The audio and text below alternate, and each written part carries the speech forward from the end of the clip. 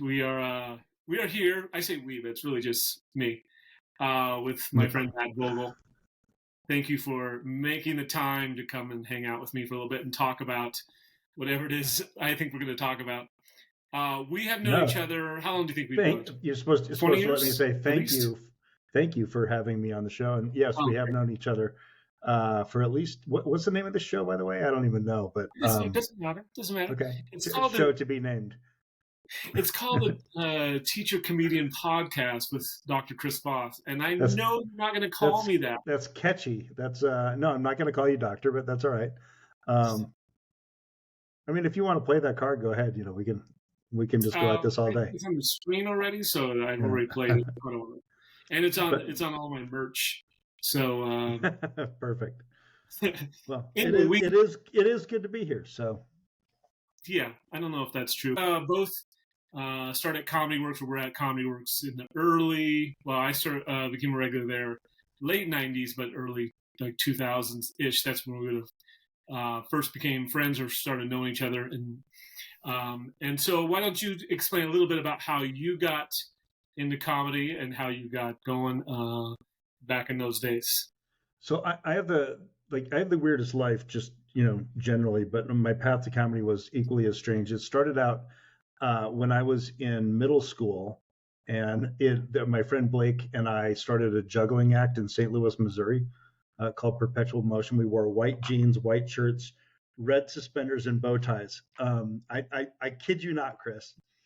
And I don't know this story I've ever heard you do, but okay. I will send you links on YouTube, pictures in the white jeans, red bow ties. So we were called Perpetual Motion, which is like the most hackneyed name for a juggling act ever. We were probably the 12,000th juggling act to name themselves that. And we did these worked as buskers and did like fairs and birthday parties and all this crap. And we won this talent show in St. Louis called the Teen Talent Show. We didn't win it. We went to the finals. We're at the big Fox Theater in St. Louis. So it was a big deal as these middle school kids. And Patrick Duffy from Dallas was the host of this. Whoa. And so it was like, I was touching greatness. And so we brought him out during our juggling act, and we had him stand between us while we were passing pins back and forth. And we put a pretzel in his mouth and knocked it out of his mouth. And so that's, I was hooked. That was it. I had to chase the dragon, but what happened? No, he didn't get shot. It was some exactly. Was that right around the time he would have been Sexiest Man Alive? I mean, he was close to that. Same. Well, I'm pretty sure this was after, because if you're going to host the Teen Talent Showcase, it means you're on the back nine. So you're either on the steep rise up or on a slow decline. Yeah, I mean, his agent was really, really working hard to find him any gig possible. Great. Yeah. Well, it depends on how long you keep the pretzel in your mouth. Yes. All right, if it pays, I'll be there. But that's really what happened. And so I stopped performing when we went to college. And Blake stayed on in theater. He ended up becoming the lighting designer for Rent, and sort of became this big deal lighting designer. But I went to Marquette in Milwaukee, studied philosophy, just kind of forgot all about performing for a long time. And then coming out of grad school, which I did in Minneapolis at University of Minnesota, decided to get back into it again when we moved to St. Louis, and here we are. I didn't know you went to U of M. I did, yes. I thought we had talked about this, but maybe not. Do you see the oar right behind me there? I was going to ask about it at some point. Yeah. That's the row of the boat right there. From Coach Fleck. Nice. So philosophy. Then what was the grad school? I did a master in public health. It's not quite a doctorate, but it's something. Yeah, I mean, everyone's doing your best. It's a step in the right direction, but people say doctorates are like the Patrick Duffy of so, yeah, and most people who have doctorates make about as much as Patrick Duffy did emceeing the Teen Talent Showcase. So you do it for the love of performing. Yeah. Let me get a degree that makes me less employable, and in most cases will make my salary lower. Yeah, that's right. That's education. Yeah. So then how do you get to Denver? So I thought, okay, how do you get to Denver and how do you get started here then? So my wife and I met in grad school. We actually met. It was a weird. It's a whole other thing. But we met at a shelter for battered women. I was volunteering there. She worked there. It's not what you Oh, think. Yeah, wait, and we can go quick to that part where you go, is she was working there? yeah. But so we both finished grad school at the same time in Minnesota, and so we finished school, didn't have jobs, didn't have a house, didn't so it was like probably the one time in our lives that we could just pick a place on a map. So we said, well, let's make it count and go somewhere nice. And I was actually born in Colorado. We moved when I was really little, but I had been coming back to ski and backpack and stuff, over the years. So here we are. Okay, so there's the confusion because I thought you were a native, and then I knew Yes, you it's didn't both. the whole time. But then that's all right. So we get all the way back to here. So you come to Colorado, and at what point do you say, "Look, I have the background in juggling, so I already know the business pretty much inside and out. Yes. What I should do is branch out to comedy." So where does that kick in? It was one of those things like I knew I didn't want to be a juggler, and so thought, okay, performing, what do I didn't have the attention span to like memorize a script or do a play or anything, so it's like, oh, comedy. I had been thinking about it a long time. I actually, when I was in Minneapolis, I saw a comedian that I know is a friend of yours, and we both admire him a lot, Jake Johansson, and it really blew my mind, and I left and I was like, I need to do that. And so really, I credit Jake as being the guy that motivated me Wow. to eventually try it. Yeah. He makes some people want to start and some people that are doing it want to quit. Yeah, because they could never be as good. I mean, it's just yeah. Yeah, I mean, you watch his act and just like every joke he does, you're like, God damn it, how did he think? I mean, it's amazing. Yeah. Sometimes my stuttering or my cadences, sometimes people think that's, and I guess it could be influenced that. I think more I'm just trying to slow down and get the audience on board. No, but when I was first starting out, I would I wasn't doing it consciously, but there were a couple of times that I would catch myself talking in a deep voice, almost more like Jake. And I was like, oh, stop it. Like you're actually imitating his voice. But there are a couple of comedians like that. They're really hard. I don't know if I'm sure you did, because Mitch Hedberg was from up there too. Yeah. He's one I did twice, did a full week with him. And it's so hard by the end of the week to not be talking in short syllables. And yeah. Yes, all day you're like, I'm trying, I don't know, it's starting to get into your head. You gotta try it out. But so you start working here and we started doing stand up, and we that's how we met and got going. And we've done some movies too when you did those, which were a lot of fun. It's similar to, well, I'll have you explain it. I don't know. So we started a show called Mile High Sci-Fi, which was kind of like a live version of Mystery Science Theater. So we would sit in the back, show movies mostly like, we started out with just sort of like campy things from the 80s. And we would have a different guest every time to do it. And I think the first one you did was Teen Wolf. Is that right? I think so. Yes. Yeah. It was set in a school. Yeah. And I got all the non-sci-fi ones. I mean, I don't know if I got all of them, but the ones I did were all non-sci. I never did one that was science fiction at all. I guess Teen Wolf kind of is, but after the first couple months, it was just like whatever we could get the rights to. So the whole sci-fi thing just went out the window. But yeah, so I was, which was good for me because I don't know anything about sci-fi. That's like, the amount of times I've messed up Star Trek and Star Wars. People come after me pretty hard on that sort of stuff. I don't know what the world is. But yes, Teen Wolf, we did Footloose. Oh, that's right. That was probably the most fun one. That one was really I love that one. Yeah, everybody was dancing at the end and stuff. It was that was a great show. And there was, what's the one with the crazy kid? So also, I hate scary movies. I don't, or that sort of horror stuff. I can't stand. I did not know that. Oh, you did know that because you guys were like, oh, we'll give this one. So like 3 Halloweens in a row, you gave me like the one I had to watch over and over. Oh, that's right. Oh, did you do Poltergeist with us?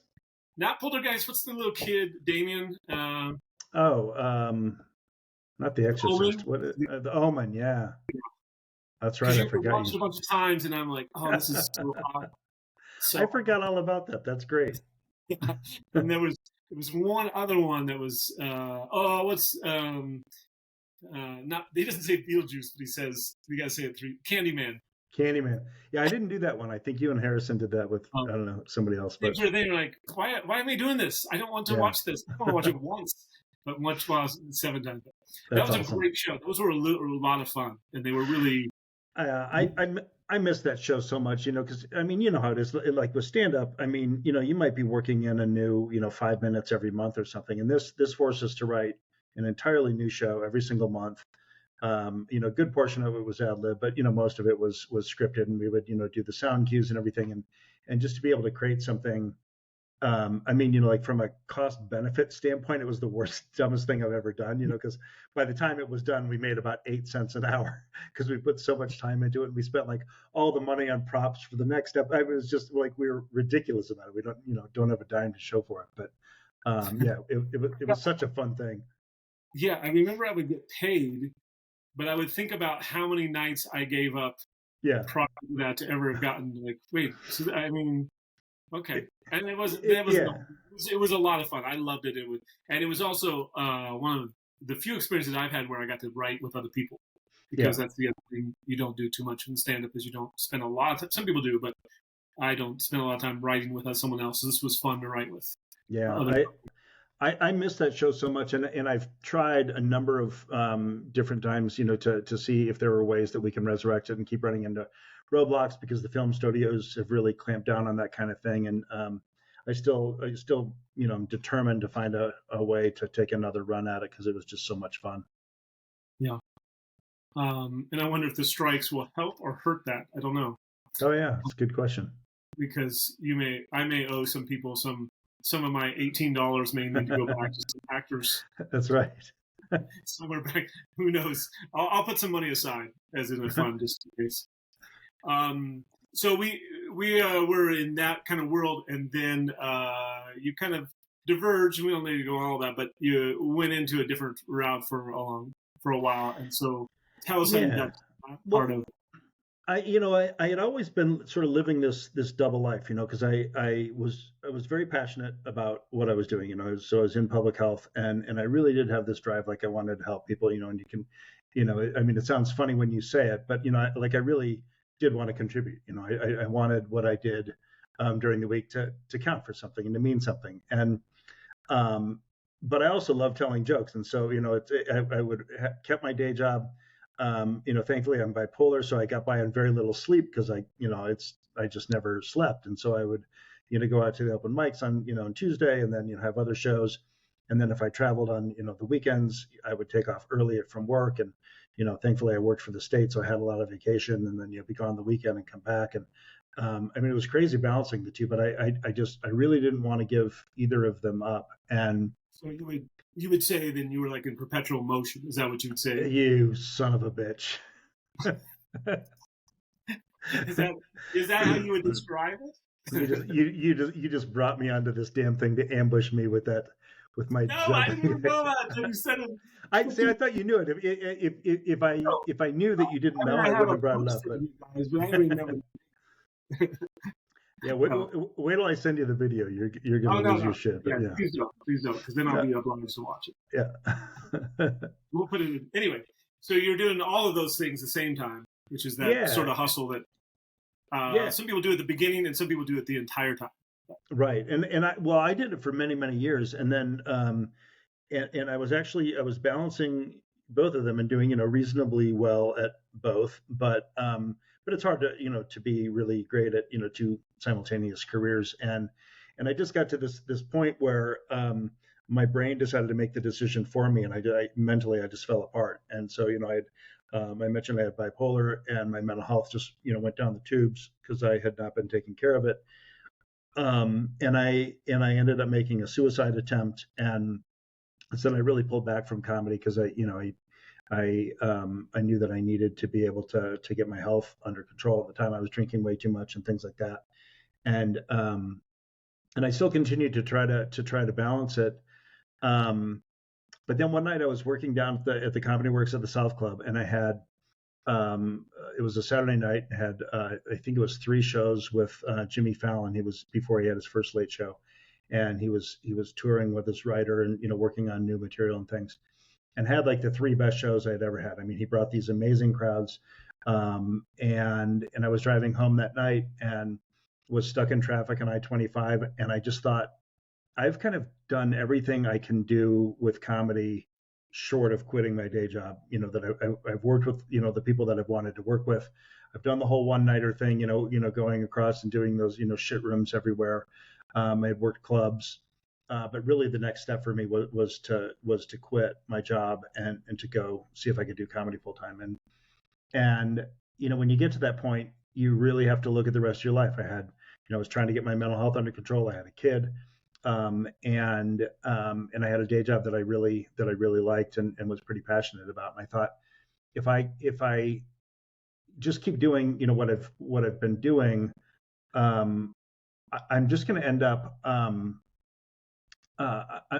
just taking up stage time that somebody who's young and hungry could use. So I quit, and I just thought I needed to rip the Band-Aid off. So I called the owner of Comedy Works and told her I was done. She called me the next day and she said, take some time, think about it, don't quit. You should just do some sets every now and then to keep your chops up. And I think she kind of predicted that I would come back. But I stayed away for like 12 years, which was really weird and hard. Yeah, it's weird. Also, the part coming back is a difficult sort of it was, move, even though it doesn't seem like it's that big of a deal. But it's a big deal. I always feel like if I go, it's pretty rare that I go 3 weeks, but if I go about 2 weeks and I haven't done a set, that first one back feels a little choppy, and that's just 2 or 3 weeks. Exactly. Yep. It was really hard coming back at first, and but it was one of those things that and you and I have talked about this before. I think you don't stop being a comedian. It's just sort of becomes this. It's like you're a cicada and you just go underground and then it emerges again. You can't really run from it, and because we love it so much, and and that's why we keep telling jokes. And it's even the whole time I was away, that sort of reflexive thing. When I see something funny, I would find myself still writing jokes down even though I wasn't performing. So it never really does leave you. There is one little part I want to go back to because I'd forgotten about this. Because I started in LA, and then I came to Denver, and then I moved to San Francisco for a while. And when I was in San Francisco, you came through there with Guinness and did something. What was? Yeah. I didn't even really know. You just said, "Hey, I'm going to be at this event. Come by if you want to drink some Guinness." I forgot that you knew that. So that was a great gig. So Guinness, a lot of companies use Denver as a test market for testing products and things because nobody's from here. Everybody moved from somewhere else. So there was this idea that if something would play in Denver, it would play everywhere. And so Guinness Beer was trying to make themselves attract to a younger crowd, and they wanted to do these live events across the country. And they had this long, was like a 45-minute script that you had to talk about the history of Guinness and do all these different toasts and talk about how it's made and like you're instructing people. And so they had the test events in Denver, and they hired actors from some acting agency, and it was a disaster. They were all terrible at it because they were like pouring drinks and people are getting sauced, and then they would start heckling them, and the actors didn't know what to do because they were just like all of a sudden frozen, like, oh shit, like I can't go off script. What am I supposed to do? And so they fired the actors and said, oh, let's hire comedians. So this other Chris Atencio, who he and I got this job, and it was like the coolest gig ever until it wasn't. They sent us to these different cities. So you go to like Miami, and then Minneapolis, and then Chicago, wherever, and they put you up in a nice hotel, and bought expensive suits, and you would go and do all these toasts, and they would serve food and stuff. And I was just sort of like the Duff's beer guy on The Simpsons. I mean, that's really all it was. It was. I couldn't, if I had known some of that back, it would have helped a little bit. But I just showed up and thought, so what is this? and you were in the middle of, you couldn't talk to me before. We go, well, we'll talk afterwards. We'll hang out. So I sit at the table with, this huge room. It wasn't a conference room because San Francisco didn't have it has those kind of places, but it was like a nice hotel area, and probably 300 dudes, maybe 4 women max. and we're all at these tables with beer on ice, I think, in the middle of the table. Yeah. We couldn't touch it. And then it was like, it felt for a while like we were locked in a condo speech where, like, what do we have to do here? Do we have to buy something? Do we have to pay for something? And you couldn't quite figure it out. And 45 minutes does seem about right, about how long. Yeah. I was like, when do we get to the beer part? Because it's right here. And then, Right. yeah. The worst part about it is they're always, no matter what city it was in, like the hardcore, the beer guys who, like, make their own beer at home, but not just like in the little Amazon kit, like they've got like $5,000 stainless, whatever. And, like the big long red beard guy, and Right, they would show up in a kilt at every single one of these. There'd be like at least 5 of these idiots. And they would always want to, like, at the end, like, put their hands up, and it's like, oh, here we go. Like, the beer guy is going to play Stump the Chump. And they would ask like some idiotic question about, like, the specific gravity at whatever stage. yeah. And I was like, I don't fucking know. Like, I memorized a script. I've never been there. I've never been to, I don't have any clue about any of this. Once the fraud was exposed, every Q&A. Now, have you been to Guinness since then? I haven't. So what's funny is I'm actually an Irish citizen, and I've never been to Ireland. Oh, and Yeah. I went in. I know. And I should have, if I remember this, I would have had my certificate out here so I could show you that I know how to pour a Guinness. And I Yeah. probably would have brought it to one of your events and goes, if anybody needs help, I'm just, I mean, Because Vogel's doing it wrong. I also have the certificates. Both of them are about the same. I walked away with about 20 cases of Guinness glasses after that thing, and I was giving them to my friends forever. Just yes, I mean, some friends, I guess you gave. Well, yeah, no, you never came to my parties, so. Well, that is on brand as well. Yeah, everybody went home with gift bags, and I like to be invited. I just don't like to go. Oh yeah, there was that. I like to text 15 minutes in and go, it's not going to happen, bro. I was just trying to, my cat's throwing up or whatever. Yeah. So let's talk about the job you have at the university, and you kind of explain that, and we'll talk about mental health, because this is for a couple of reasons, but one of them is there's so much more conversation around this than there ever was. In my family, I have a long history of mental health issues in our family, which were never spoken of. We were never supposed to talk about outside the family. So any of that stuff. And now it's obviously, it's everywhere. It's everywhere it's talking about it. And I don't know. Well, first, you talk about your job, and then we'll get to some of that, how that relates to what I see with students. Yeah, so up until a year ago, I had been with the University of Colorado at the medical campus, and I was there for 23 years in a variety of different capacities. Worked in neurology and neurodiagnostics, managed that practice, the outpatient pain center. Then I worked for a program that pairs first-time low-income moms with public health nurses, and then I left that to help start and run an outpatient clinical practice called the Depression Center, so for mood disorders and some of the associated things that tend to ride along with bipolar and depression, like anxiety and sleep disorders. And then I left that to start the National Mental Health Innovation Center, just because I was so frustrated with the slow pace of change in mental health and the inability of the mental health system to be able to take care of everybody who needed it. So I worked in mental health both tangentially and directly for the full 23 years while I was there. And then I also did some things on the on the side. I had an adjunct faculty or an instructor faculty appointment in the School of Public Health so that I could teach a class, and then I still have an adjunct appointment there to teach. And then we spun that center out of the university into a standalone for-profit company, and we have an affiliation with Tulane University. And so then I have a faculty appointment there as well. Nice. And so what are you working on primarily now? Yeah. So, we focus on helping the digital mental health industry. So when we talk about digital mental health, we're talking about apps and things, like people know Calm and Headspace and, BetterHelp. But there's over 10,000 apps related to mental health and sleep and addiction. But it's also virtual reality. Wearables are increasingly doing a lot of things around mood and breathing and helping people meditate, and then telehealth and some internet-based stuff. And then AI is just starting to come into the field.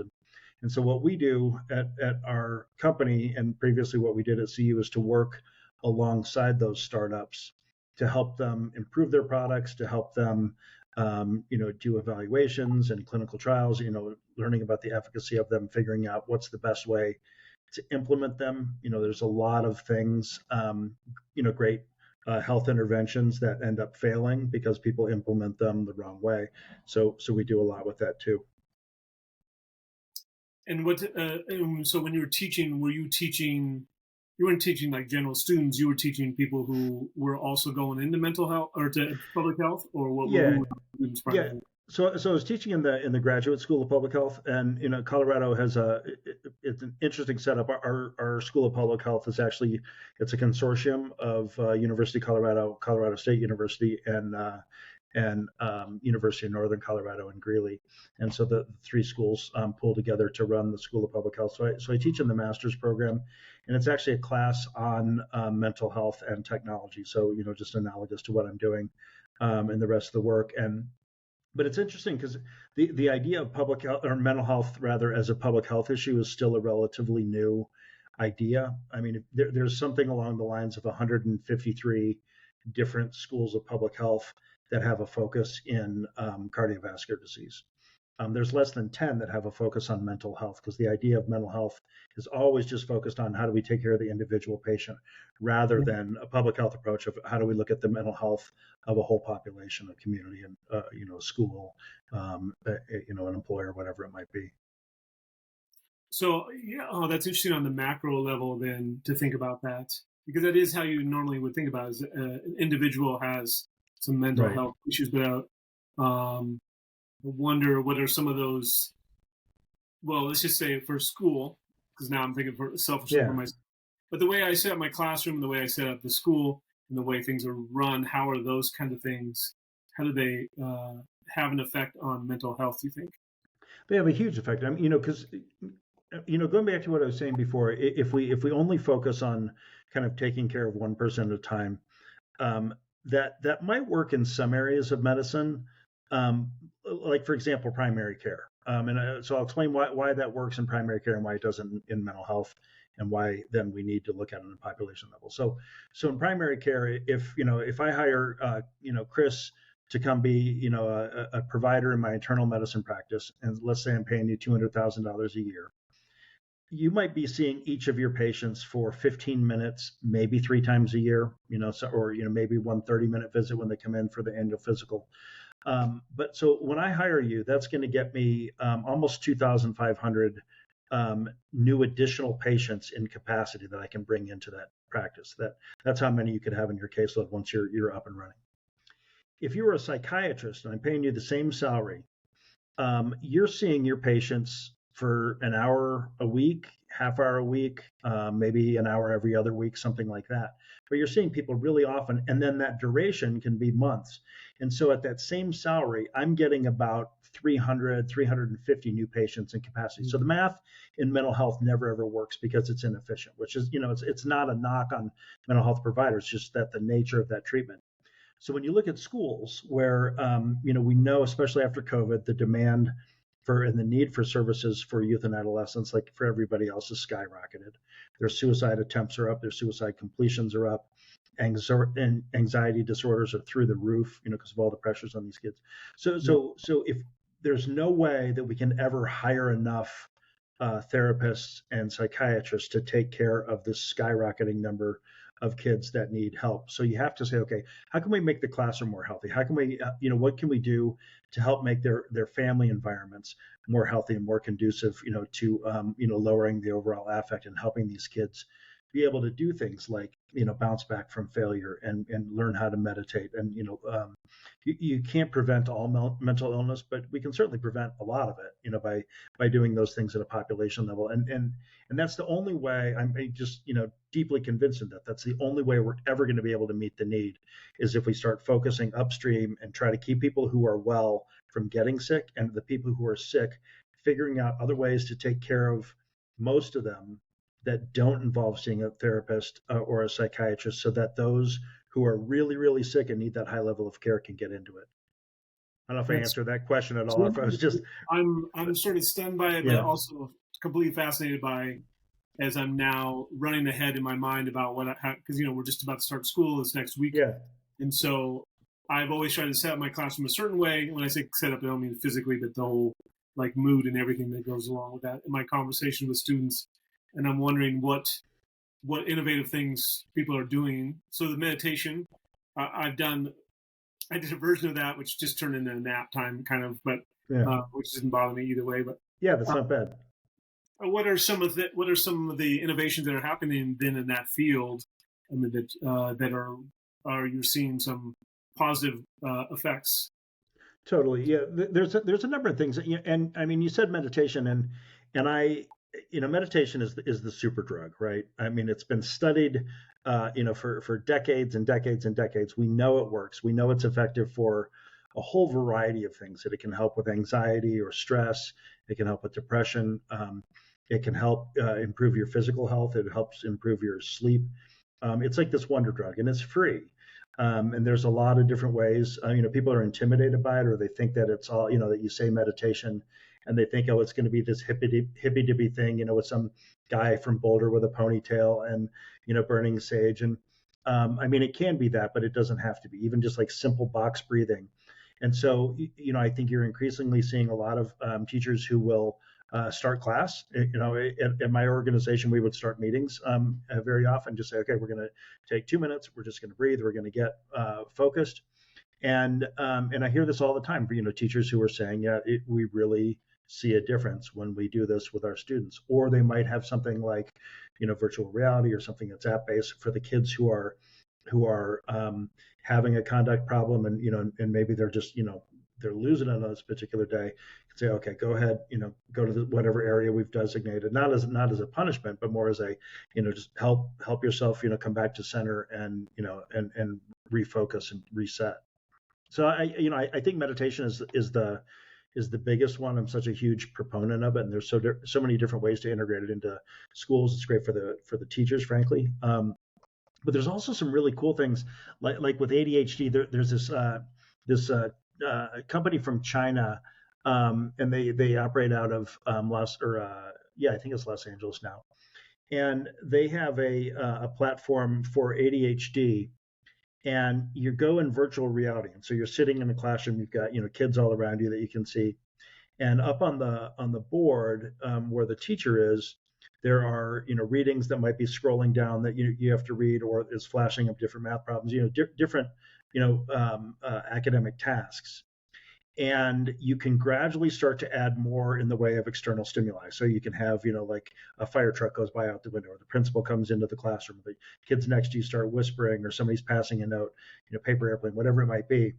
And then you're focusing on what's on the screen. So it does two things. One is it helps to make a better diagnosis about ADHD, because you're actually diagnosing it in a real world setting. But two, it can give kids the opportunity to practice skills and to practice being able to focus and pay attention to what's going on at the front of the classroom, while shutting out some of the stuff that's going on around them. And so things like that. There's a video game by a company called Achille. It's the first FDA approved app, or first FDA approved video game to treat ADHD. So if you think about that, I mean, it's a game that actually went through the same FDA approval process that they would do for a new drug or device. So 3 phases of double-blind clinical trials. And these things are showing a lot of promise to be able to either help improve the efficacy of stimulants, or ultimately, what we hope is to be able to replace, for many kids, the use of stimulants, so you don't have all these kids on Adderall and things like that. So I mean, I'm rambling, but there's just so many exciting things that are happening.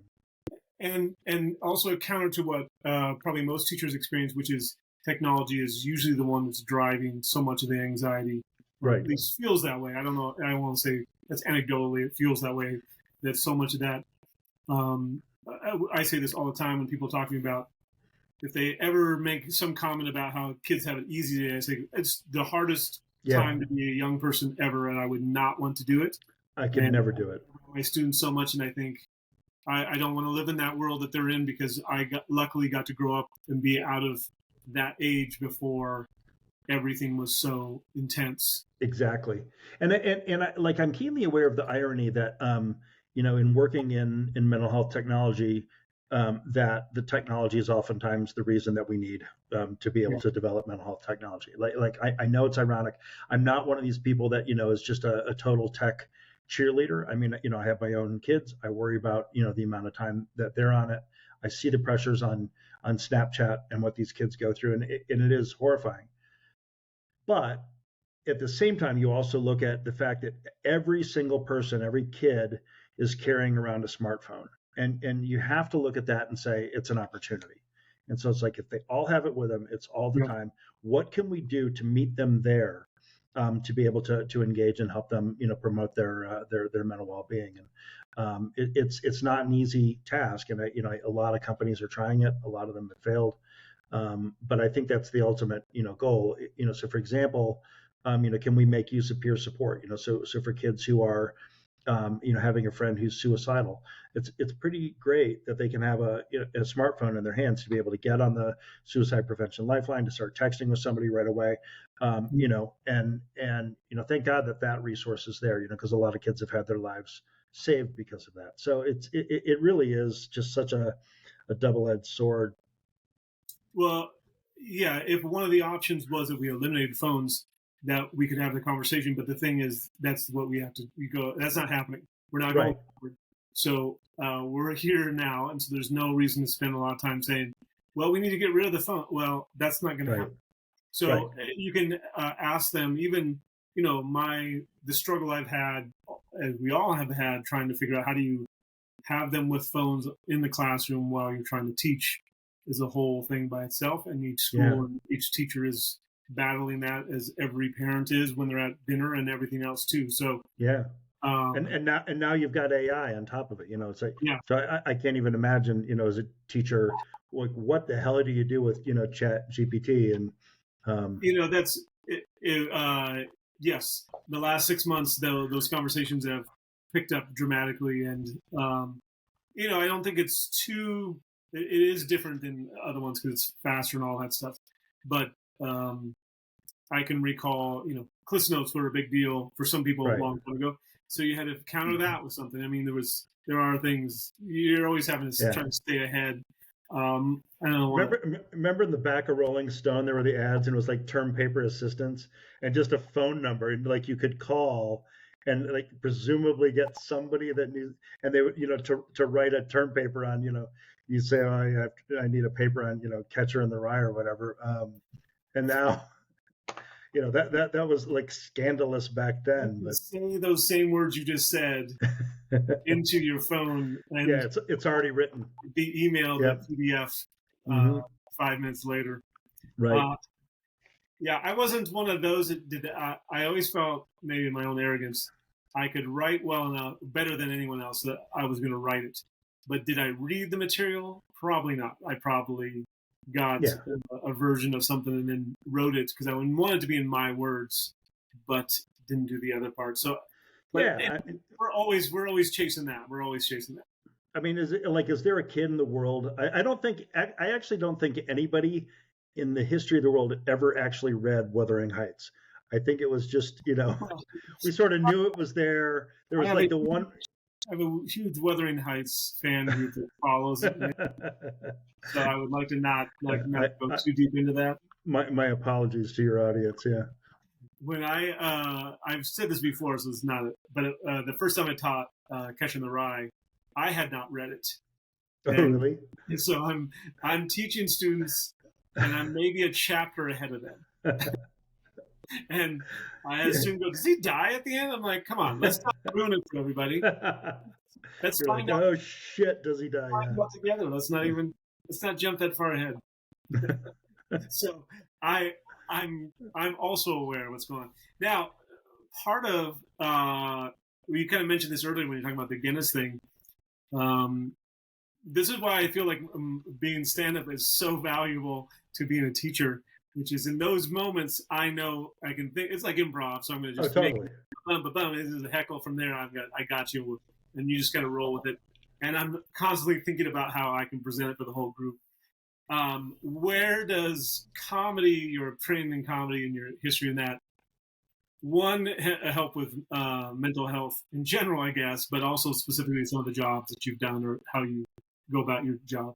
Yeah, I mean, it's something I drew from and still, continue to draw from all the time. I mean, one, like you said, just being able to, to think on your feet. So, if I'm on a panel or something like that, I do a ton of public speaking, and it really does just, make it so Yeah. easy. And then two, just the whole nerves thing. People are like, if I'm giving a talk somewhere, Yeah. and they're like, oh my God, aren't you nervous like now? And you're like, no, like I've done Sturgis on a Tuesday night. Like, that's nervous. This is not. And um, so draw from it there. But then more than anything, the stuff that we deal with in my work is, this is really heavy stuff. You're talking about, mental Yeah. health and suicide, and things that have led people to lose their jobs and their families and all of that. And it sounds sort of counterintuitive, like, oh well, let's make it funny, but it's less about making it funny and more about making it accessible. And so if you can be disarming, and if you can find a way to make heavy things a little bit lighter, and be self-deprecating, I could draw from my own experience. I've really been able to connect with audiences when I talk about mental health by adding comedy, appropriately at the right times. Yeah. I've had a few moments in class that were so tense and I wasn't trained to do what do you do when a student stands up and threatens you. Right. We didn't have that class. I didn't have, and only because I had done bar gigs for 10 years to that point, I was not phased at all. Yeah. It was Yeah. just like I had to run through a couple filters of what I could say and what I couldn't say in that moment.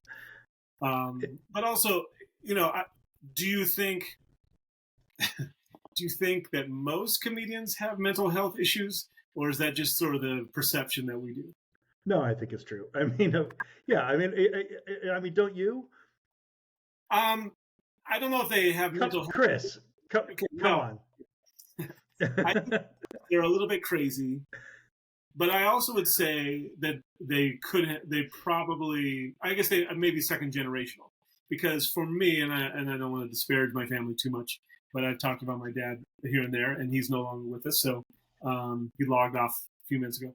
So he passed away like 5 years ago. So, but the fact that he was had this rage that would be set off at any moment, and then he would disappear for 3 or 4 days, and all of this sort of stuff, informed all I need to know about how important this joke needs to land right now at dinner, so that we all kind of take it down a notch, and now we can enjoy the rest of dinner and nothing happens. Totally. And and so it's not to say that I think every comedian is has mental illness, and like I get it, as somebody who does have a mental illness, there is that when you're a hammer, the whole world looks like a nail, and you think, oh, everybody around me is bipolar. I'm not saying that, but I think everybody in that field is either has a mental illness or has been touched by it, in your case, like with your family, or certainly just by being around other comedians. I mean, if you're in comedy and you sit in a green room, you will be around alcoholics and drug addicts and untreated bipolar and untreated this and that on a nightly basis. And so we've all lost lots of friends in comedy to suicide and to alcoholism. We've seen people who maybe didn't die, but just their lives and their careers get destroyed because of it. So if nothing else, we're all just like a step or two away from it. Yeah. And one of the point I was going to make earlier about what I think that comedy helps in this kind of job, but probably any job and in life, is we seem unempathetic at times, but in fact, I think it's deeper within us because we sense what the audience senses quickly. Like we're very aware of what the room feels like. Yeah. So when you're talking to a group, when you're teaching people, when you are interacting with someone, comics know what they said, and they're reading you as they're saying it to go, see reaction and what it feels like, even if it's not even said. Like, they may kind of laugh, but you can feel, Yep. oh, that didn't work, what I just said. Let me re-say it another way. Those kind of things that I think are so, you're just so wired and intense about that, because that's your whole business, is reading the room every 4 or 5 seconds. Yep.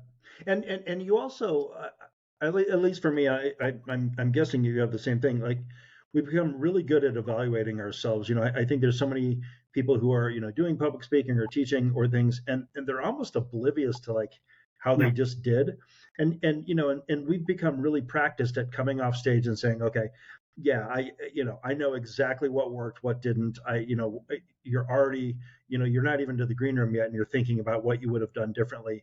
And it's the same way, I think, with teaching. Like we're much better objective judges of how we did on any given day with a class than maybe many other people doing it. Yeah, I've said this many times too before, but if I teach 5 to 6 classes, class 3 gets my best version, because I've tried them out. I've tried out the stuff for the first 2 classes and figured out what worked. Yeah. Put out a lot of the fluff, and the 3rd and 4th. By the 5th and 6th class, I'm like, all right, let's just get to it, and I'll just kind of walk around and make the jokes quietly to each other. But usually the 3rd and 4th class are getting the very best version of all of it. Yep. Yeah, you have the great ad lib in the first one, then you feel like perfected the wording. It doesn't work, just like always in the 5th class, and you do the same ad lib from the morning. And because students are they're like, yeah, we heard that already. Someone said you said it. I'm like, oh, you guys passed that around already. That's what's got to be so. I don't know. It's so different about like what you do, because you are teaching in some cases the same class multiple times a day, where like at the university level, just especially if I was teaching a 1 credit course, I might see them once a week, and then that's that. But yeah, so you never really had that chance to perfect it. Yeah. So for the comedy part, that's not great for teaching. So I've taught at every level. So I've taught elementary school, middle school for 8 weeks, many years of high school, and I've done, I think, about 7 years of adjunct stuff where I have 1 class a semester with, and then 1 year where I did full-time adjunct, which doesn't make sense, but I had 3 or 4 classes a semester. Yeah. And the biggest thing for difference and why I love teaching high school was you're in it with them, like in the middle of their life, at the it's happening right now, and everything that's happening right there in their lives, many of the things that they're experiencing will have an effect for the rest of their life. Totally. And you get a chance to be a positive influence and a cheerleader for them. College, it feels a little bit more like a job. They show up and it's more business sort of interaction, and not that I need to be friends with students. That's not it, but you're just sort of someone that they need something from you. It's more of an exchange of, I've paid, you need to give me information. Right. And then, but not the same way. I taught, I don't know why the fuck I didn't mention this at the beginning, but I actually taught middle school for a year in Winnipeg, Manitoba, at this alternative native school. I told you I have the weirdest life ever. That's north of Minnesota. That is the. It's like 300 miles north of Fargo. It's the most miserable place on planet Earth. So it was like this volunteer teaching thing through the Canadian government, and I got assigned to Winnipeg, and it's every bit as miserable as you can imagine. But it was this alternative school for Indigenous kids who had been kicked out of the mainstream schools, and so every day was complete chaos, and so it wasn't real like you were like, oh, teaching this class and then it was the same small group of kids, really just trying to keep them alive in many ways. I mean, the kids would show up with paint around their mouths from huffing in the morning, or they'd show up. That's one day like 7 of the kids showed up in brand new Doc Martens, and like, okay, everybody come in, like, where'd you steal the shoes? And then they finally confess, and like we get on the bus and go down to the mall, to the place where they all stole the shoes from, and the guy was really cool. They really do use every part of the bear. You can say it, I can't, but well, but you can't say it, but Yeah, but I mean, it was exhausting because you're like, how am I supposed to teach these, like teach creative writing or stuff when these kids, you know, just showed up and they probably haven't eaten since yesterday at school because there's no food at home and there's drug use and there's abuse and all this stuff. And I I, I I'm like in awe of teachers because I finished that year and I'm like it's actually what made me want to go into public health because I thought I don't have the stomach for direct practice anything. I can't be a social worker. I can't be a teacher because I'll just burn out so fast because that year just like destroyed me. So I thought, okay, public health, I can help people, but not actually have to like, interact with them. Well, also that was also middle school. Yeah, So just to be there's clear, that. as I mentioned, I did 8 weeks of that, Yeah. and that was 7.5 weeks more than I wanted to be. But it was really, middle school teachers are a special group, Yep. in all the ways that you would use those terms. Yeah. And I could never do it. I could never do it. It was really awful. Just the smell alone is I can't do yeah. Yep. it. We had a little bit of that in high school, but I can talk to the nurse and go, "Hey, we have a quick conversation," just to make sure we're clear Just on what hand it off. Yeah, and showering as long as we're clear on that. So I can have that conversation with them. Yeah, and what you had said about this is, people find it odd because I'm so successful, but they find it odd that I've continued to do teaching when I was doing more shows, and even when I was traveling so much a couple of years ago, where it was really intense, where I had to take days off every month to travel. And so they would ask why would I was still teaching, but part of that is once you get into that, it's just different. I don't know. It's this sort of cliche things, but it feels like I'm doing something. It feels like and not that telling jokes is not important, but I've never had anybody write me notes and cards after a show, but I certainly have all kinds of that stuff in my office and stuff from students who said some incredible stuff that touched me in a way that says, wow, this is way more important than a good one-liner. Yeah, you can always tell. I mean, you've always just had love for your students. I mean, you can see it like in your social media posts and just whenever you would talk about it was I mean, in a lot of ways we're similar in that we both had day jobs that really mattered, where we felt like we were contributing, we didn't want to lose them, and sort of like born to be a comedian, and it's kind of a hard situation to be in. Yeah, we could go back to the juggling part, but we'll leave that. I mean, it was so well played. Juggling these two careers. Yeah, how would you even describe that? But I do plan to get like a little red bow tie and a white shirt. That does sound like a good look. Just you wait for the video. I feel like it's going to get flagged, and so I won't be able to watch this on a school computer for sure. So going forward now, do you feel like, sometimes I wonder if there is there more mental health issues for young people, or are we now just so much more open to talking about that's sort of that thing that happens with a lot of stuff where you say, are we just more aware of it, or is it happening more? Yeah, I think there's three things that are all true. One, I do think that there's more of it. I mean, it's just the nature of the world, like you were talking about, the pressures of social media, and I'll give an example of that in a sec. But second, I think the stigma is definitely gone down. There's been times like, I'll be driving, these middle school kids in carpool, and they'll be talking in the backseat. One of them's like, "Oh yeah, I'll call you after school. I have therapy, but then I'll call you right after that." And I thought, God, when we were in middle school, if you were in therapy, it would be your most closely guarded secret. Like, no, you would just go to the end of the earth. And so now kids talk about it pretty openly. They talk about their medication. So we've definitely have done a good job with addressing stigma.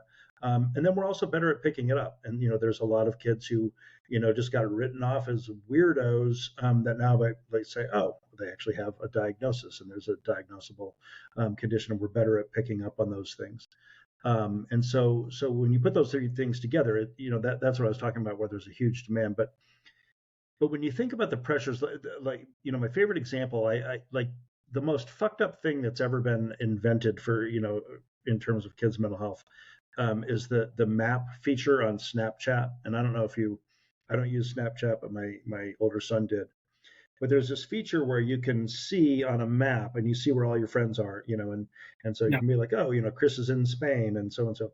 But what it also does is it tells you like, oh my God, all my friends are at this one location. Yeah. There's a party I did not get invited to. Or the girl that I've had the crush on for a year and I can't get up the guts to talk to her, she's over at my best friend's house. And you can see this on the map. And what it does to like fuel kids FOMO, it's if I could change anything in any app right now, it would be to get rid of that map feature on Snapchat forever, because I just think it's just been so cruel for so many kids. I wonder for myself, and I'm sure everyone could talk about what they would have done differently in high school.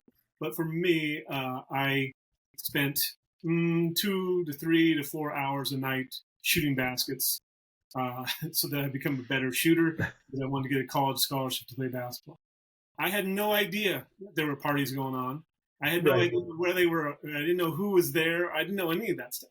And I didn't ask a lot because I probably would. I don't know that I would have gone anyway, but I didn't know that the world was. I just had no clue.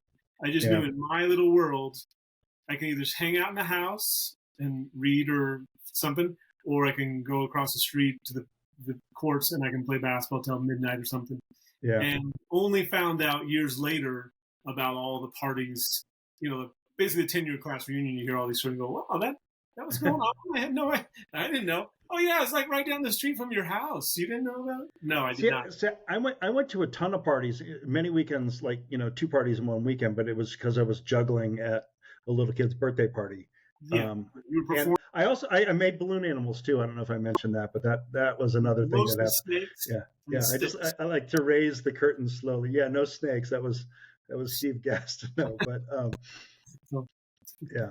Well, I didn't go to the parties with people my age. Yeah, that's true. Well, and you've never done that. That's always been weird. Still don't. We've had some concerns about that and some calls, but that'll get flagged this too. So you've been doing some more comedy in the last couple of years. Yeah. What has that experience been like, coming back to it? We kind of touched on it earlier, but coming back to it many years later. I mean, it's been really great in most ways. It's sort of like you feel like you're home again. As cheesy as it sounds, it's like, oh yeah, this is where I belong. Even though, like you said, it really took me a while to get my chops back and to get your timing back and everything. But it's been great to be back now. A lot happened, since between when I left comedy and when I came back. Just in terms of the world and our attitude on things, and things, like COVID and Black Lives Matter movement, all of that stuff happened, and the Me Too movement. And so what was acceptable, almost expected on stage back when I was doing it from when I quit, was completely different. And so a big part of my adjustment was, partly the landscape, and just, the cultural context in which comedy was set in, that the rules were completely different. And I think, a lot of those, those corrections happened were good. As white males, I think we had, to really, take a look at, our acts and things like that. But also, when I was doing it, back, 12, 13 years ago, the style of comedy was really different. It was a lot more just kind of like joke, had to be like dick jokes and stuff like that. And now when I came back, it's like, oh, people are telling stories. It's a lot more, autobiographical. There's still certainly, people doing observational, people doing, kinds of different things. But overall, comedy really has changed quite a bit. And now you've got all the YouTube stars and the social media stars who aren't even really comedians in many cases, but they're filling up comedy clubs, because they sell a lot of tickets, they have a lot of followers, and so there's that. None of that was present when I was there before. When I was doing it, the whole idea that you had to market yourself in that way, it never existed. Right. And like every comedian has a podcast now too, which is I've heard that. Yeah. But yes, a lot of the landscape has changed, and also the attitude about what comedy is in terms of a career. Because when we started about the same time, and comedians were very much the fringe of entertainment, sort of a yes, they're show business, but they're in show business, Yeah. poking fun at show business. So they're sort of the uninvited guest of show business. Yeah. I mean, we're like jugglers or, dwarf Well, I'm going to tossers. go that low, but they're Yeah. they're along the lines of some of the fringe stuff. And now so many people see it as a legitimate, whatever term, however you'd say that, path to being a superstar and world famous. And that was, I don't even know if that was even discussed. I don't recall that ever being discussed when we used to. It was No. just about, could you get booked for shows? Like, could you just get paid? It Right. wasn't about, we weren't talking about, well, my numbers this month are this, and so I've got this amount of money coming in because of this and this. And it was, and like just amount, obviously we weren't talking about clicks and all that kind of stuff and generating, but even advertising your show was seen as like, okay, this guy's got to put a flyer together because he doesn't think anybody's going to show up. Right. That was frowned upon, and then obviously that changed a ton, and now it's flipped. So the expectation is you have to build up your own audience and then bring it to wherever there's an event, and then that's, it's so strange to me, and I spent so much time going, weren't we supposed to write jokes? Because that was the big ask at the beginning, and that never is talked about anymore. No, I never hear it talked about in the green rooms about joke writing. It's true, and I know how old this makes me sound, but it seems like back when we were doing it, long time ago, it was more close to, like, the comics really hung out with each other a lot more. There was, and when I came back to some of the open mic nights at Comedy Works, and I didn't know a soul, and I was just, a lot older than, 90% of the other comics. And I was just like, what the fuck am I even doing here? And people don't, they hardly talk to each other. And it was just like, it was really weird to sort of learn the comedian culture had changed in many ways, not in all of them, but just even the feel in the green room and stuff. It was real different. Yeah. I think the competitive nature of comedy all over the country is now like what it always was in LA. Yeah. Or New York. And when I started out in LA, I didn't like that. I was not good at that part because I just didn't understand what exactly we were trying to, it was just weird. And then when I came to Colorado, it was just fun because no one thought they were going to become famous on a Thursday night or something. But now those elements are possible because I may record something that will be put up and it'll go viral. Like, that seems more a possibility. It's certainly more a possibility than it was. The other part is that we, just like everything else, you kind of see what everybody's doing. So we also don't have that time to spend time talking. And it was only a brief moment of this, but one of those early years for me at the Comedy Works, when people came off the road and like literally some of them came home and went straight to the Comedy Works, and they may have done 3 weeks of shows. They've come down on a Sunday night, and now we get to sit in the green room and hear 3 weeks of stories of what happened at some hotel or and now we've seen all those pictures. We've seen it all posted. It's already been put into a reel, and we've seen it all. But there were moments of like someone had come back from war, obviously exaggerated there. Come back no, it's like that. Of like this, and then we broke down, and then we had to walk 300, and then we would stay at lady's house. There was no microphone, and it was just all of that stuff you'd hear, and it was just, there was a lot of that kind of almost campfire-ish moments in the green room, and all that's gone. It really is. I mean, it's I feel like I used to laugh a lot more in the green room. It's it's not that the comics now aren't funny. I mean, there's Denver continues to churn out really amazing comics, and but off stage it is just a different vibe. I think people are all just sort of like career and talking about I used to say it really was the case. There were times when people didn't want to go up on stage because they didn't want to miss out what was going on in the green room. Because the stories and the partying, and it wasn't crazy, but it was just usually drinking. But but whatever was going on back there was so much fun that the audience was missing out on most of the fun by having listened to the guy telling jokes, which was obviously a great show. But the stuff, the other 5-7 people back there, now it's just different. So I don't know. there were always so many nights in the green room where you thought, like, I wish I had been recording. And every comic has said that, like, oh, they should just have, a camera set up in the green room, and then that could be, an amazing TV show because it was so fun. And I haven't thought that in a long time. Like, oh my God, now it's more like Yeah. just how do I? Everyone's looking on their Yeah, phone trying to figure out how yeah, many views their most recent yeah. post. Like, I'm just going home. Good night. Gonna yeah, beat traffic. it also is a little weird. I don't know how long ago it started, but I'm not encouraging crazy drinking, but there used to be a little more characters off Look at stage. this. It's Oh yeah, yeah. speaking of characters, can you take like two more and you get the old act back, the old. Careful what you wish for. But there just used to be. I remember a lot of when I started hearing comedians say, "No, I don't drink," and they hadn't ever really drank. Right. They were just really focused on this as a business. And I thought, Yeah. yeah, Now they're microdosing for their mental health, and I mean it's just you're like what? yeah, what are you gonna do? That does make it sound old, but we also had just like I would say, I would not want to be starting out in comedy today because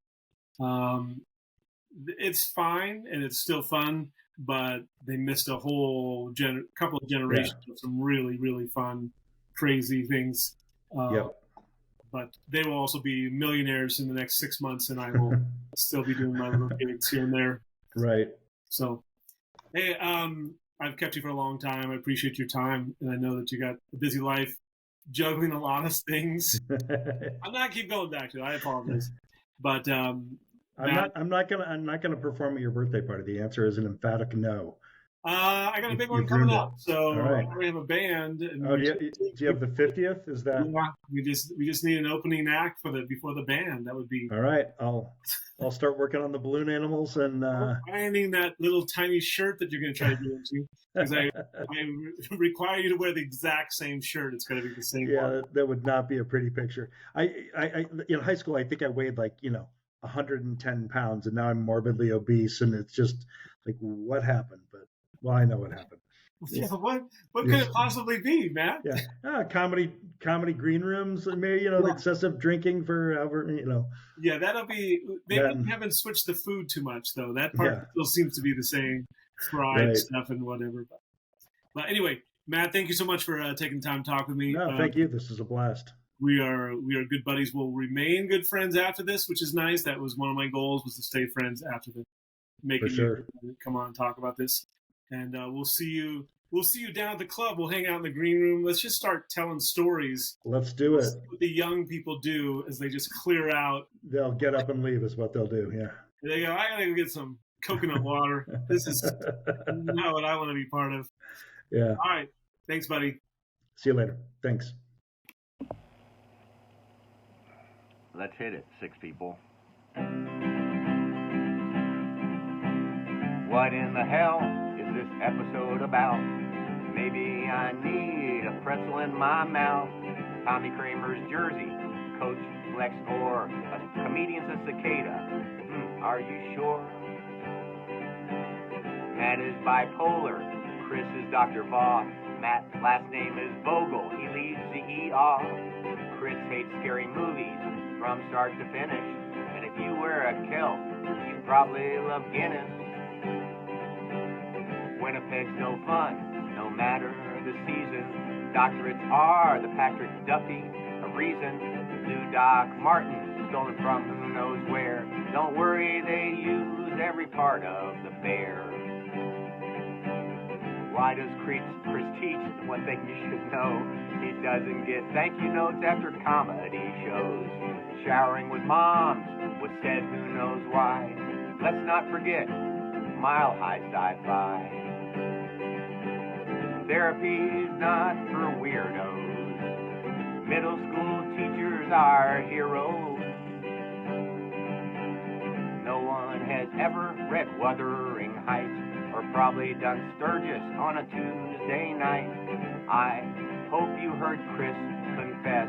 Of all of his classes, the third one's the best. They talk about Cliff Notes. Now it's AI as they try to forget white shirts, red bow ties, meditation's a super drug.